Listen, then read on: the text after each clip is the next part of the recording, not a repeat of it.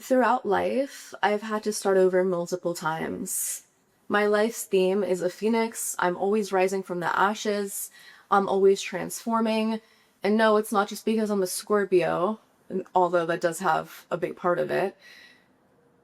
I believe that life goes through seasons, and all of us are going through transformations, and a lot of us don't allow ourselves to grow and to start over because we're so stuck to what's comfortable and what we're used to. It's very important to honor the callings of your spirit. When I was in third grade, I started pulling my hair, and that was a chapter that led to me discovering trichotillomania, where I had no eyebrows or eyelashes, and I was going to school, and that led to depression. And I was starting over in this phase of feeling depressed and anxious and not knowing where to turn. And luckily, I had my mother to guide me through that as I was young. But then I went to performing arts school and anxiety built, and that was another chapter. And I was starting over in a new school. We're always starting over in new chapters.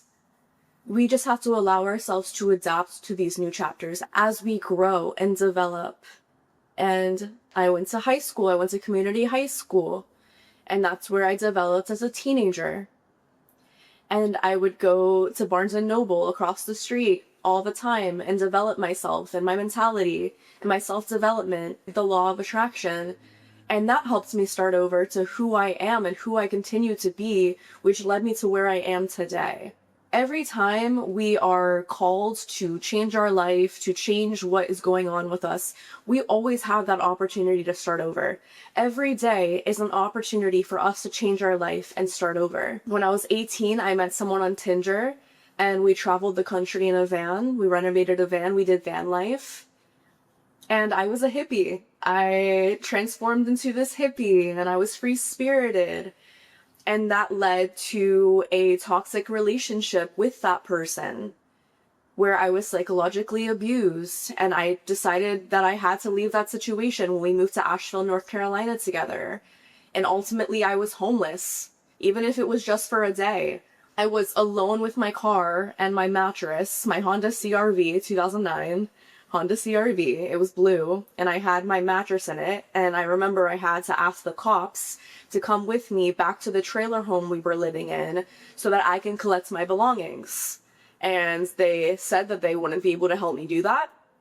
So I carried this queen-size mattress, pretty sure it was queen, over my shoulder, and I stuffed it in my Honda CRV, and it wasn't until I was literally crumbling underneath the weight of this mattress that one of the cops decided to help me shove it into my car. The thing is, our circumstances are always shaping the next person of who we're going to be. We're constantly evolving, we're constantly changing, and every second, every moment of our lives, we have the choice. We have the choice of who to become. We have the choice to start over. We have the choice to become who we've always imagined ourselves to be. If I had clung to that hippie situation and I said, this is who I am now, I'm not leaving this relationship, this is comfortable for me, I would have been psychologically abused to the point I'd probably be in a mental asylum. So it's very important that you follow your spirit, you follow what's calling to you, you follow the next steps of your journey. Because spirit, God, is always calling you to be that next version, to always level up. Because life is about growth here on earth. We are meant to grow. I've spoken about how I had a 2.8 GPA in high school and how I transformed that through 3.8.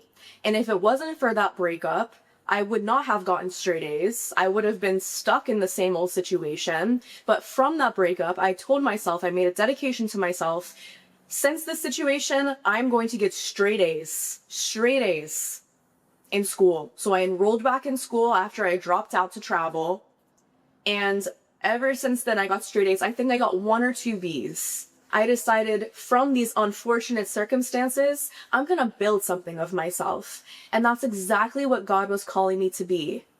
We're not a victim to our circumstances. Our circumstances are preparing us for who we're supposed to be next, who we're meant to grow into. So allow yourself to evolve, to shift, to follow what is calling to you. In college, I was working in the mental health field. I thought I was going to become a clinical mental health counselor. That was not the route for me. I did get accepted into grad school where I got my BA, but I decided that I wasn't that happy in that field, I started thinking, what makes me happy? Disney is what came to mind. And that led me to Disney. Again, if I had stayed in that same old miserable situation where I was like, I know that I'm meant to be a therapist, this is what I need to do, and I was so headstrong in staying that path, I would have stayed miserable. But instead, I chose to be like a butterfly and follow what was exciting me. Follow your excitement, because that is your soul, your spirit, God calling on you to grow into something more. So I worked at Disney and I had an amazing time and I met amazing people and I gained so much amazing, valuable experience. I will never regret following that calling. Even if I didn't stay at Disney, there was the next step. The next step, the next step, the next step. Our lives are constantly calling us to reach the next step. You always have a choice to start over. And who you start over to be is going to be so much more exciting than who you're holding on to. And from the jobs I worked after Disney, I worked in government. That was not for me. From Disney, I realized I did want to keep growing up in a company, and I didn't feel like I was gaining that support there, which is why I ultimately left. So then I worked in government. I wanted something more structured, something more clean cut, something that would help me continuously grow upward. What better way to do that? What more stability can there be than government? So I got a job at an elections office.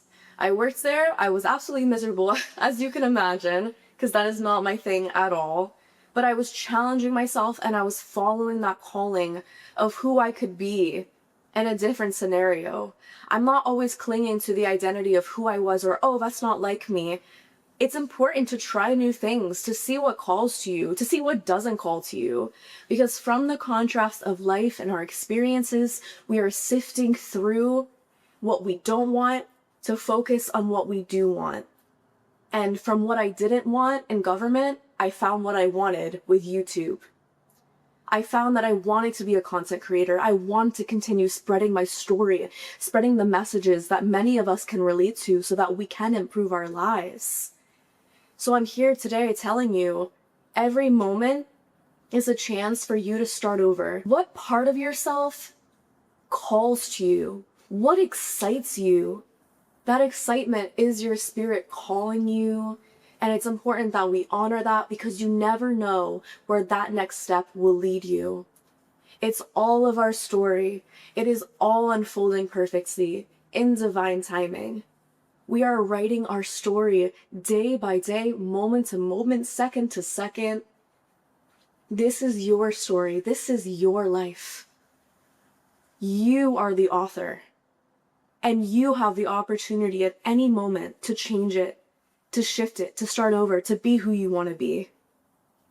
So take that pen, live boldly, live passionately, try new things, and decide to make your story one that's worthwhile.